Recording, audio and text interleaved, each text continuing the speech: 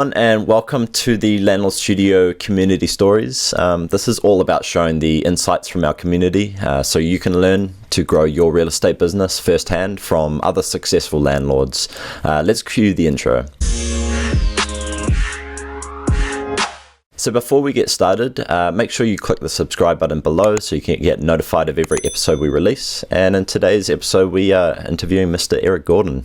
How are you going today, Eric? I'm doing great. Thank you. Yourself? Awesome. Yeah, really well, actually. I mean, it's a bit of a crazy time with all the kind of pandemic stuff going on and the movements that are going on.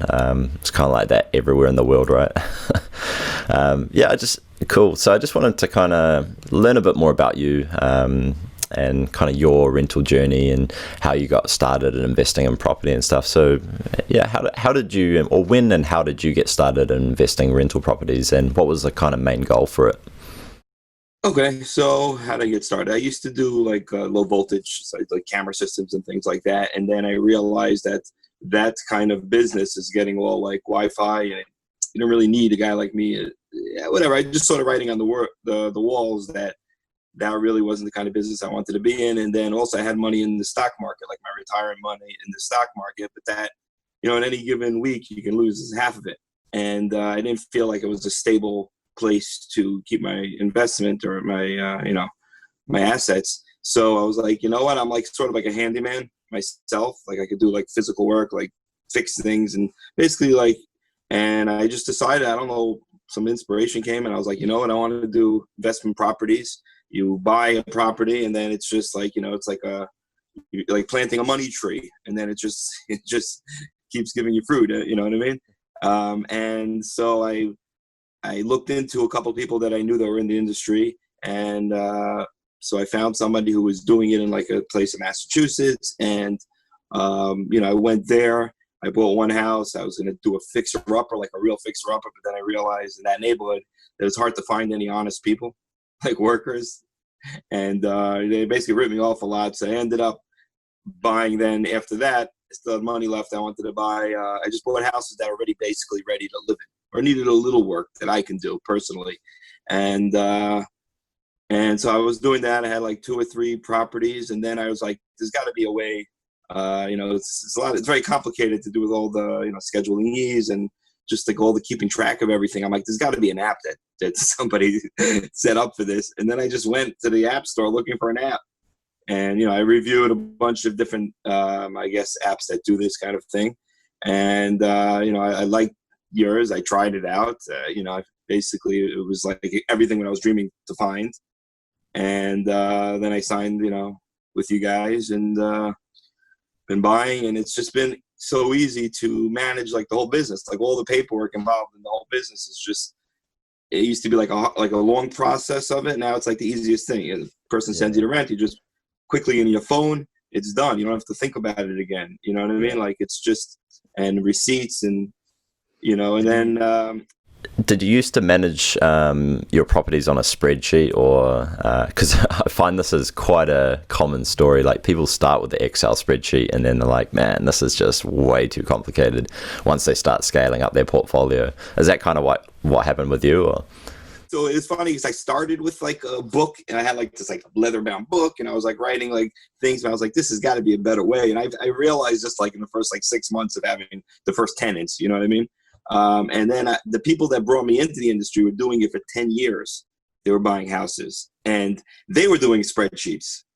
I actually showed them the app, and they actually switched to the app. I actually have credits in there because of them. So I realized, 'cause right away in the beginning, I realized there's got to be a better way. Like it didn't even take me very long to sit with spreadsheets. I mean, I started, and it was like a couple months, and I was like, there's got to be a better way. I looked, and then I found a better way. With Landlord Studios, and I fell in love with it. I preached it to them in the beginning. They tried to get it, but they're a little older, so it's like harder for them to get the whole computer thing or whatever. And then at the end of the year, because if you're going to start it, you want to start at the beginning of the year. That would start putting all your financials, everything, all your expenses for the whole year. You start in the half a year, it gets very confusing because you have half of it on record on spreadsheets and half of it on on this app. So what I did is at the end of the year, I said to them, I said, by the way, now the end of the year is a perfect time to do it. because I was actually at their house and I saw them doing the spreadsheets, and they're like, and I was like, let me explain it one more time to you. And then they were like, yeah, because they liked the idea. They just were having difficulties. So I ended up showing it to her again and again. And basically, I started helping her input all the information and explaining it. If she had any questions, she called me and asked me. And then I got her on it. And then, now every like couple of months I see her like, I was Landlord Studio. And she's like, oh my God. She's like, I feel like it's cheating now. It's so easy. Gone from this Excel spreadsheet, now we're like managing it from my phone. And she's like, she needs a report. She used to have to go look up books and what page was it, what month was it. Like, imagine having to pull up books to find the records. Now she just like puts in a report for, this date, this, whatever. And I showed her how you can even like put in your own expenses, like Bob's work, or, what I mean? Just if you want to monitor, you want to break it down for yourself. How much does this particular vendor do? Or, you know what I'm saying? Like, yeah, totally. So do you typically manage all your properties yourself now, or are you outsourcing that to a property manager, or what does that kind of look like for you now that you've, I guess, built up your portfolio? Yeah, so I have 18 doors or units. And right now I'm doing it all myself. All the bookkeeping stuff is like the easiest part of it. Yeah. Because again, it's just, I go to the app or on my phone or my iPad and I just enter an expense. And then I actually bought a stamp. I'll show you the stamp that I bought that says, I can't see, it says LLS, a Landlord Studio. So what I do is when I get a receipt, I stamp it that it's been entered into the system. And then I file under each house. So that way if there's ever a Schedule E, where they say, all right, let me show you records, I can pull out, from each particular house, all the receipts for that particular house. Yeah. So I'll write on the receipt, 1 Main Street or 2 Main Street, and then I'll stamp it Landlord Studios. I know it's entered into the system, and that's pretty much how I do it. We should create a custom stamp with our logo on it, and then you can just like use that, and we'll. I think that would be really cool, actually. Electric bill. So I have to pay it. I'll have a paid stamp also. So I go on a website that pays my bills. So I'll put it in, I have to enter all the information in it. And then I'll say, all right, send it, this amount of money for like the house line. And then I'll hit stamp. I'll stamp like paid once I put it into the system. And then once I enter it into the other system, I'll hit Landlord Studio stamp. And then I know that that's into the system and I don't have to worry about it. Plus, I don't enter it in if I don't stamp it. You know what I mean? Yeah. So what advice would you kind of give to new landlords wanting to, I guess, invest in real estate, or kind of particularly invest in real estate so that they can manage themselves, similar to how you do it? What kind of advice would you give them? If they're just on the fence, they just need like a reason. I mean, I always look at it like, you buy these houses, they pay you, and you can always basically sell the house. Your equity didn't go anywhere. If you buy something for whatever price, you probably generally can get approximately that price to sell it. I mean, you know what I mean? So it's not like you're losing anything. I mean, that's the way I look at it. Plus, I look at I try to have, when I buy a house, I try to get it where the house pays itself back in like 4 years. Yeah. And if it pays itself 4 years, it's not even considered one of my good houses. I've had houses that like it pay back in 3 years. 2.5 years is my best one, where it actually pays itself back in 2.5 years. And after that, it's all profit. And I still have the equity of the house that I have. I mean, it's a no-brainer as an investment, right?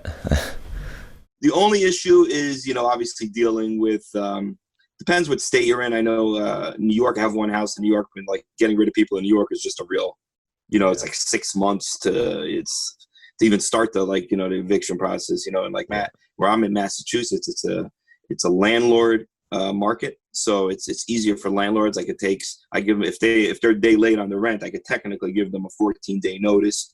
14-day notice will say, all right, you have to get out in 14 days or pay. And if they pay it, then automatically I have to like sort of like get rid of this, but they're only allowed to use this 14-day notice once a year. Yeah. So once they get that notice, they can't come next month and also have the same problem. Now the court will just, and it takes like 2 or 3 months to get rid of people. And that's why I always charge like first, last, and security, because even if they do fight me, I'll use the first, last, and security, or at least the last and the security. So if it takes them 2 months, or maybe it goes to 3rd month, at least I got paid for most of it. Yeah, I guess one of my other questions was, how important is it to make sure that you're on top of the bookkeeping process, that you have as much clarity as possible about the financial position of your real estate business? How important is that to you? Yeah, it's great to see, the red and the green, so you can actually see what's going on with your business. And as far as record keeping, I noticed like it can get out of hand. If I have 5 or 6 houses, so like, if you start like not doing it on at least a weekly basis, like getting, holding all the paperwork and then doing it once a week or whatever, it get out of hand. It'll just, it'll get ridiculous. So so what I do is like, I'll get receipts, I'll put them in a pile, and then I'll actually write on the receipt what's it for a particular house, if I want to put it on a house for the organization. And then, once a week I'll go and I'll actually enter all the information, put my stamps on it, file it away. And it's very important to stay on it. Otherwise it gets way out of hand. Yeah. Yeah, exactly. I'm doing it myself, so I haven't really hired anybody to do this kind of stuff. It doesn't really take that long. That's the truth. I mean, literally it takes an hour a week, maybe, not even, you know what I mean? To enter it all, maybe a half hour a week to put it all in. Constantly people are sending money to the bank, and they'll text me, I sent the rent, I check the bank account. And then I, put it into the system right away on my phone. So it's just a great, I don't know, I don't know, I'd probably go crazy if I didn't have a Landlord Studio. Yeah, totally. And finally, what would you say to someone who's on the fence about using Landlord Studio or a software like this to manage their business? It's a no-brainer. You'll make your life so much easier, and it'll be much more accurate, and you'll be able to like pull up records of anything with with a couple of keystrokes on your phone or whatever, touch strokes, whatever you want to call it, to basically just find out anything. Like I forgot, does this guy usually pay on this day? So I just go like the payment history. When has he been paying me? Oh, he always pays me 5 days late. Okay, fine. That's just like, you know what I mean? Like it's just easy to, especially if you get a lot of apartments that you're not going to be able to remember everything. And I also put notes in it. This vendor does this and this vendor does that. And the documentation's also great. Like when they get COs, certificate of occupancies, I take a picture of that, I put it in the file, and the documents. And whatever. I use basically all your like, your little functions you have. Because it seems like the guy who developed it was a landlord. That's what I think I read. I think I read that on like the bio of the thing, right? Like it was made by somebody who was a landlord and like fed up with all the different work and Schedule E's. And now I could just print out a Schedule E myself. Exactly. Give it to the accountant, and the accountant's like, "Whoa, you got it all here." Awesome. Well, really appreciate you coming on today, Eric. It's been really cool chatting and hearing about your story. Appreciate it. Yeah, no problem. Thank you for having me.